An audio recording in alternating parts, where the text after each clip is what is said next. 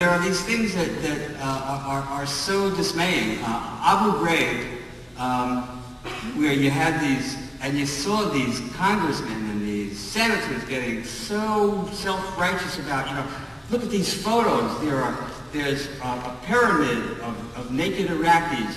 There's a woman holding a prisoner on a leash who's naked, and there's a dog she's holding.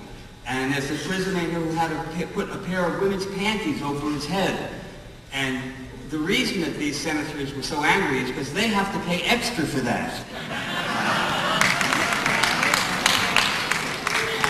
And speaking of Mark Foley,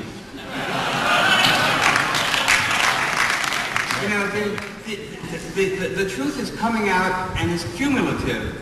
Mark Foley's, the scandal with him, Bob Woodward's new book, State of Denial, generals coming out of the woodwork saying how dangerous it is and how foolish and unwise it is and counterproductive. I think the latest one was General Wesley Clark.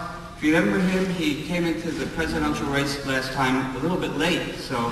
And his name, in order to establish name identification, he gave out Clark bars at rallies. Do you remember Clark bars? They gave you a cavity and filled it simultaneously.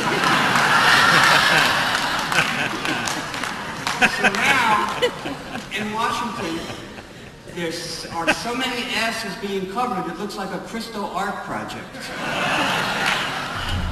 So it's summed up by the words of William Bennett, the former drug czar and morality czar, who said, hypocrisy is better than having no values at all.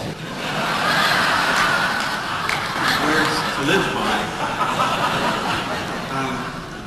And so there are, the Partnership for a Drug-Free America was founded and funded by the alcohol companies, the tobacco companies, and the pharmaceutical companies. So the war on drugs is really the war on some people who use some drugs, sometimes. And they have rationalizations, they say, well, if people smoke marijuana, they're going to want more and more and more. And High Times magazine had a questionnaire, and one of the questions was, is it possible to smoke too much pot? And the reader wrote in and said, I don't understand the question.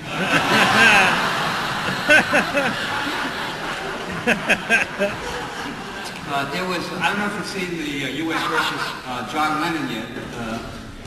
They interviewed me for 2 hours and have about 2 brief statements by me. And some of it, because they had to move the story forward.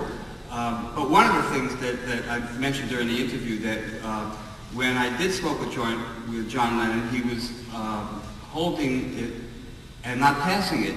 And I asked him, I said, is that expression, don't bogart that joint, is that just an American idiom? Because Humphrey Bogart used to let a cigarette dangle from his lower lip in the movies.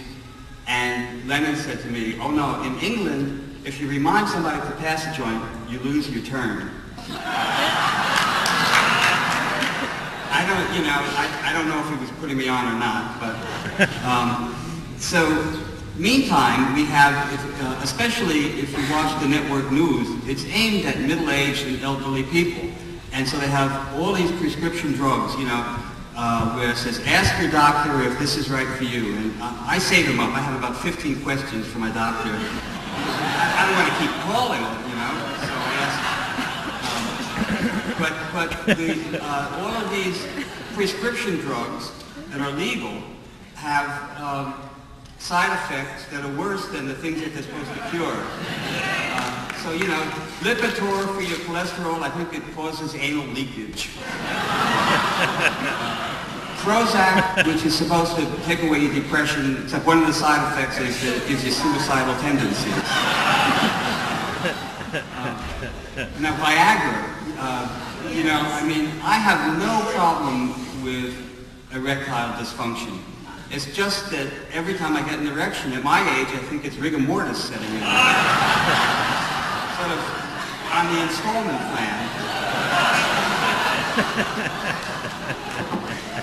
My favorite one is the commercial for Propofol. Propofol promises that it will prevent your first heart attack and prevent your second heart attack. This means when you have your first heart attack, you'll think it's really your third.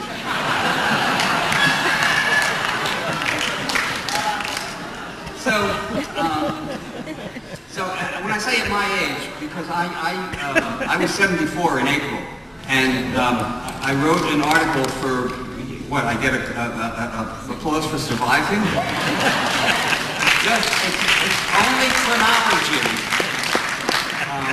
But I wrote a magazine for ARC magazine, the American Association for Retired People, as if people retire when they're 50. And when the magazine came out and I got my copy of it, the article wasn't in there. And I called up and the editor said, "How old are you?" This was a couple of years ago. I said, 72. He said, "Oh, that explains it. We have 3 editions, one for people 50 and over, one for people 60 and over, and one for people 70 and over." And so I was stunned. I was too old to read my own article.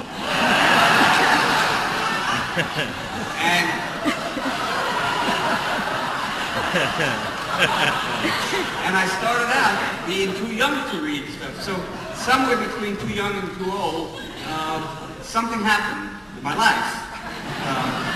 And I've seen how the times have changed, you know. So now there's a crackdown on indecency, which was spurred because Janet Jackson bared her breast during an election year. That was her mistake. And I've never seen the media react with such passion, you know, making such a mountain out of an implant. And so, you know, I think that I'll end up emceeing a concert, a geezer stock. You know, every band, there'll be the Rolling Stones, here comes Mick Jagger on his walker, there's Keith Richards being carried out on a gurney,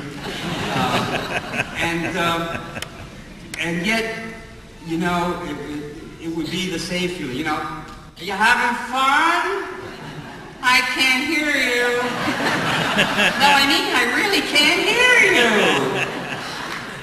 And, you know, I'd be handed announcements. Have an announcement here. Please don't ingest the brown antacid. So,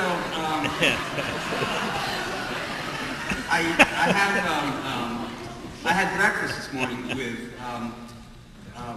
Utah Phillips, and he'll be the next performer in present time.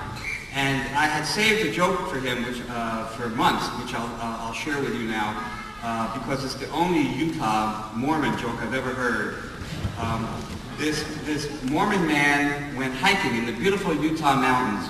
But first he stopped to buy some equipment at a mom and pop store.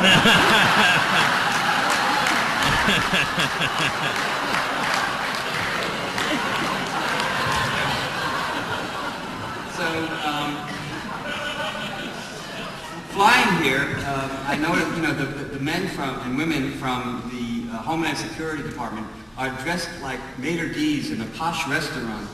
And I remember at the beginning, before they brought them on, they had the National Guard and they would wear their camouflage uniforms. And I mean, camouflage uniforms are for the jungle with the leaves and the twigs. And, I mean, if they really wanted them to not stand out in the airports, they would have had a pale blue sky with little airplanes flying around.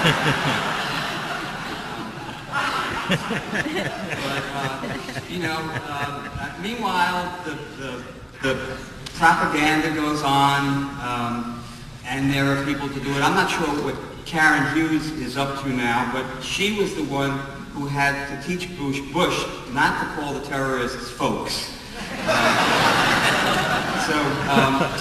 Anyway, my time is up. I thank you for being here tonight, and I'll see you tomorrow morning. Thank you.